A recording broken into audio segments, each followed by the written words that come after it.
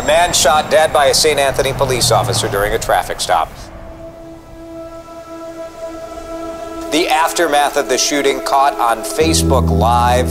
Family members tell us Philando Castile died at the hospital. He was in the driver's seat, his girlfriend in the passenger side, a child also in that car. Up until around 2 a.m., almost 200 community members showed up at the scene here in Falcon Heights.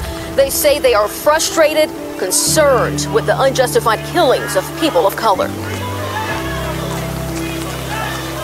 Immediately after Philando was murdered, we immediately went to Falcon Heights, and Falcon Heights was the culprit.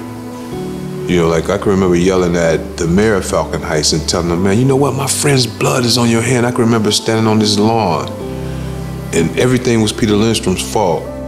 It was 9 o'clock at night. I got a couple of young kids. They were yelling through the windows and, you know, banging on the door. Seriously, they were chanting and banging on my door. I knew that we needed a lot of help. We as a city needed a lot of help. And I knew that our residents needed to be involved.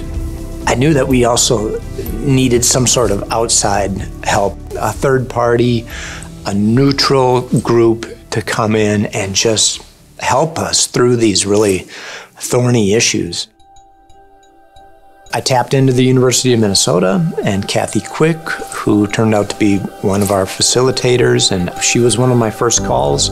She was familiar with Mariah and the Office of Collaboration and Dispute Resolution, so she encouraged us to loop that office in, which we did, and that was one of the best moves that we possibly could do.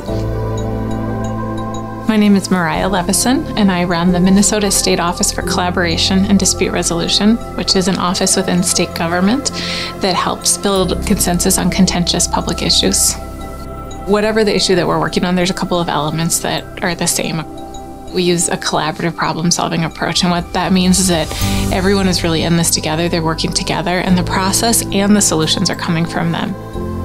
What we did when we first got involved is we talked to a lot of people so that we can get a better understanding of the issue and what are the goals. So what were the city's goals in trying to come together and think about a process to move forward together, and what were community members' goals? Through those conversations, we designed a plan, and the plan had two components. One was to have a task force that would make formal recommendations to the city council, and the other was to have a series of community conversations, which would be sort of the biggest input into the task force. So we laid out a plan of how many task force meetings there would be and what they would focus on, and how the community conversations would be filtered between those to then provide the kind of information that the task force needed. When Philando Castile was killed, about a mile from my house, I came to City Hall and got involved just as a volunteer resident. I'm here to do what I can do to bring healing and to get things right in our city. I was approached to be on a task force. The charge of our task force was to, within 13 task force meetings and 5 community conversations, we focused on policing recommendations as well as recommendations for inclusion in our city. And that often starts with a conversation about values, because values are a place where we can all agree. We might prioritize values differently, but most people are going to say they want a community that is caring, is fair, these kind of shared values that we all have. So we start there.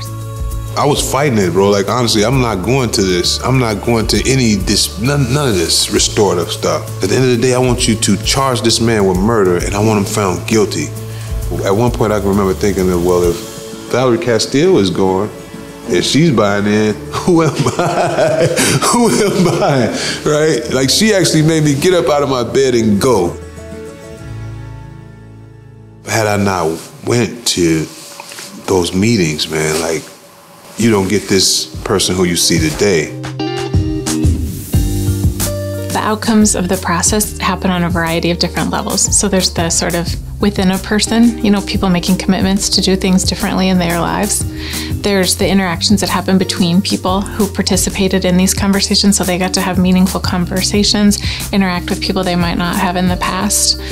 And then there was the recommendations around the policing contract, which led to canceling the contract with St. Anthony and a new contract with Ramsey County Police Force.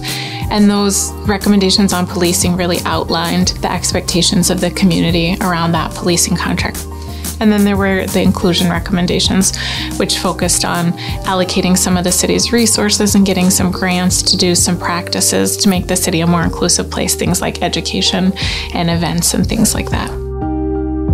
We couldn't have done this without the Office of Collaboration and Dispute Resolution. Could not have. We'd be telling a different story today without them. They played a very important role in steering the direction of the task force and the community conversations. They can just bring people into the room from this side or that side, and they're trained to have these types of discussions which they know people's passions are going to be high. Will there be more difficult incidences in the future? Of course there will be. But if we're in relationship, if we're in dialogue, we're going to be better positioned to move through these really difficult issues that don't get resolved, period, end of story. The team that they put together to work on this restorative piece, man, they had to take that all across the United States of America, man, so people could see how to effectively change horrible situations, man. You know how we changed it? Conversation.